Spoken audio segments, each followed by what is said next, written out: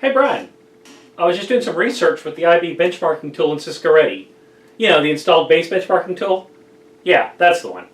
Hey, anyways, it showed me that OU is actually red and yellow in most areas compared to their peers with a similar $20 million installed base. I generated out a PowerPoint from the tool and we should show it to them. The report shines some light on some issues that will be very relevant to achieving their business priorities, specifically reducing the risk of data breaches and business disruptions, which our leadership has communicated to us as a strategic priority. So look at this, their operational risk and their service coverage risk is off the charts, even though their network age isn't very old at all. Also take a look at this. I did some research and the university is getting listed among the top 10 universities for cybersecurity, number 3 nationally. They even offer an information security scholarship in cooperation with the DoD. So here's what I think. Based on what I know about their network, plus the data we have from Cisco Ready, we should talk to them about LANCOPE in conjunction with their network upgrade they already have planned with Nexus, and LANCOPE to reduce risk. Why LANCOPE?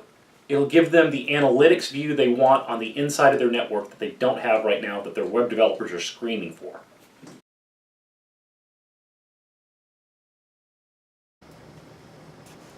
Hey, good afternoon. I am Neville with Cisco Systems. I want to thank you for your time today, and I want to thank you for being a loyal Cisco customer. I truly appreciate it. I know you brought me here today to talk about your network refresh, but I want to elevate the conversation above that. What I want to do today is I want to talk about your business goals and how the network refresh fits into the larger picture of achieving your business priorities while also addressing your IT challenges. So let me take you through some of those business priorities to start with. In our last conversation with your business leaders, we talked about ways to save money and to reduce risk in the environment. And really, when you really boil that down to, that's all about creating a safe environment for your students. That's a top priority for the business right now. Safety, both online and physical. You know that studies repeatedly show that when you have students that feel emotionally safe, that's going to drive them to higher levels of academic success, higher levels of achievement, because they don't waste time worrying about things that are aside to the education experience. So one of the things business is planning right now for that, a business has made a name for itself in cybersecurity nationally. You're listed as a top 10 school nationally to study cybersecurity. Those are the kind of things we can build on as you continue your mission here and get a better class of incoming freshmen. Higher test scores, better graduation rates, those are all tied in. The second goal that leadership has talked about is around individual student experiences. Leadership recognizes those individual experiences can most be readily consumed online. It's about defining the business digitally, right? You don't want to just use your digital tools just to play me too and be good enough and get utility for everybody else. You want to define the OU experience digitally, and you can do that in an individualized experience because they see that in things like Facebook and Snapchat, which are already very tailored, very individualized. They want that same type of experience to be replicated in everything the OU brand is, right? So that's the view from the leadership perspective. So we talked on the IT side of the house to achieving those goals. What kind of roadblocks do we have?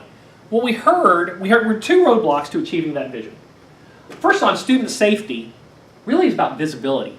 Where are the students? What are they doing? What applications are they using? You know, we have a good idea how our internet WAN bandwidth is used.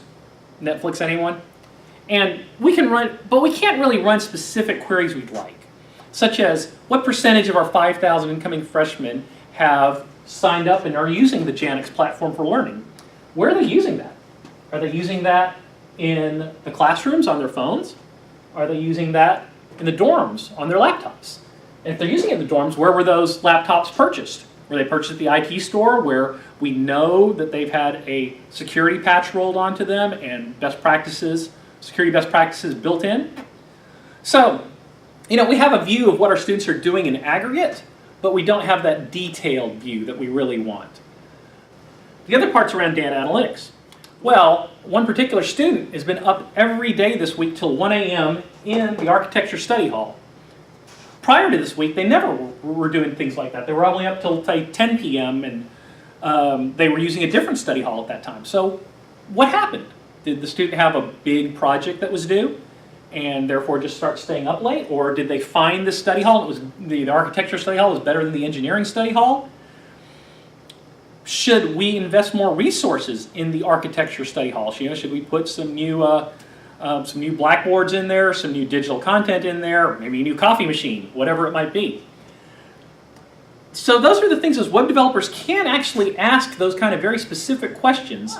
At the fourth day, when she comes into that study hall and it's 1 a.m. and she's signing on, she gets her splash page, a little unobtrusive survey out at the side saying, hey, notice you're here a lot. Do you want to give us feedback on this location? What makes it more relevant for you? But a poll like that, very specific, very tailored, very individualized, is useful. A poll like that to the general OU community is useless. So that's really the kind of things we want to be doing. And furthermore, what's she doing at 2 a.m. in the study hall? Do I want to see that? Is she really using the Janix platform over there? Is she studying, or is she just sitting up on Netflix because everybody else at 2 a.m. is in the dorms on Netflix, and the dorms are so hammered that Netflix quality is actually better in the study hall than it is at the dorms at the middle of the night. So those are the kind of questions that we can actually answer with the LAN cope piece. And if you give me a minute, I'd like to show you a demonstration of that.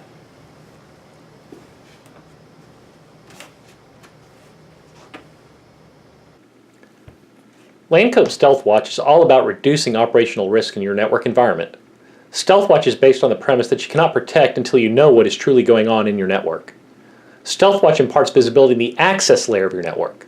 Like many organizations, you've spent a lot of time and money on border security firewalls that can see traffic as it enters and leaves your network. But border analytics are insufficient for today's level of sophisticated developer. StealthWatch brings to life what is happening on the inside, in the shadows, extending the security effort. So this is the StealthWatch security dashboard. The top and center sections show what threats exist in the network right now. On the right-hand side, you can see the top applications that are in use, outbound and inbound, and then also alarms, policy violations. On the bottom, you have a flow collection trend. As you can see, things are measured in terms of flows per second. Two things immediately jump out at you from this graph. One is the large spike here in the middle of the day at around 11 a.m., where flows jump to about 250 per second, whereas before they were about 50 per second. The second one is over here on the left, where you can see we are only running about 10 to 15 flows per second here, and then all of a sudden we have a sustained jump to around 50 flows per second. This change happens around 11:30 p.m. the night before.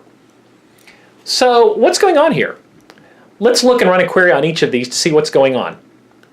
First, let's investigate the sustained jump from 15 to 50 flows per second at 11:30 p.m. last night. We can run a query on this traffic before the sustained jump. As you can see, here we have a few flows, around 100 flows for this time period, and if you look at the locations, there's a few international, but not that much. Most of the traffic is US-based. Now, let's switch over and look at the spike to 50 flows per second. We're drilling down there, and we can see that we have a good number of more flows per second, and a lot of them are international, especially India. India and China top the list. So let's drill down on one of these. We can look and see these are all to port 25. That's all email. This is some sort of international, probably a spammer hitting our mail server. We can pivot on any one of these addresses with a tool like OpenDNS. Let's take one of these IP addresses and put it in the OpenDNS Investigate tool and see if OpenDNS knows anything about this. Is this malicious spam, or is this just garden variety spam? As you can see, OpenDNS tells us, no, this is a mail server, but it's not hosting anything malicious. So note, that was external traffic. So your firewall would have seen that. But let's move on to the other large spike. The spike to 247 flows per second that happened right around 11 a.m. today. So we click on that, and we can see that the source of these flows. We were only expecting to see something around thousands of points here, but we got in the millions. And it's all coming from this one address, 8.1.1.114. Here's where if we have ICE, instead of 8.1.1.114, it will give us the username that is logged in. We can look at this one particular address, and we can see about 22 hours ago we have a large spike in traffic. Likely a reconnaissance attack, something Nmap scanning. As you can see, the green line above indicates outbound traffic, and the blue line below is inbound traffic. You can also break this out internally and externally. During this time period, notice there's very little going on externally, but internally there's quite a lot going on. So that is what you'd not see from a border security device. You will get that with a LAN cope. We can hunt down that IP address in person and ask them what they were doing at 11 a.m. They say, yes, they were running a scan, they were not supposed to be. We can have a talk with them about it or take whatever the appropriate action.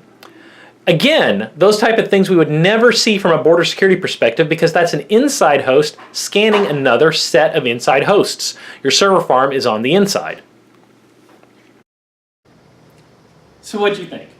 Did you see all the benefits that we talked about from the Landcope solution, addressing the business priorities and solving the IT challenges? Great. Well, then let's get started. We can implement it now. We can have this up and ready for all the students when they come back this fall. Thank you very much for your time and attention. Have a great day.